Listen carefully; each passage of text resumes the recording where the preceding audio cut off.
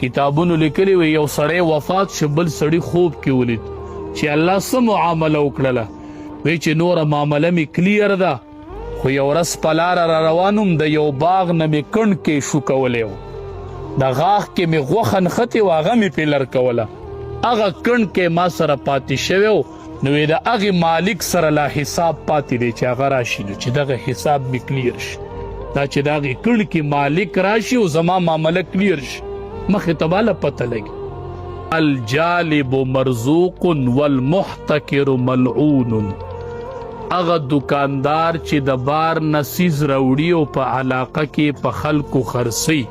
په مناسب ریټ مرزوق دی دکاندار ته به الله رزق ورکوي الله وی دې خلکو له رزق ورکوي نو دله به زه ورکوم چې دې د بار نه څیز راوړي او په کلي او په بازار کې او په علاقه کې په خلکو خرڅوي مرزوق دی دکاندار له به زه رزق ورکوم هو المحتکر ملعون و هغه دکاندار چې د بار نه څیز راوړي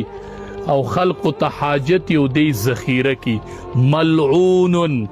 په دې دکاندار 24 غنټې د الله لعنت وریږي سلوري شواړه غنټې دی د الله په لعنت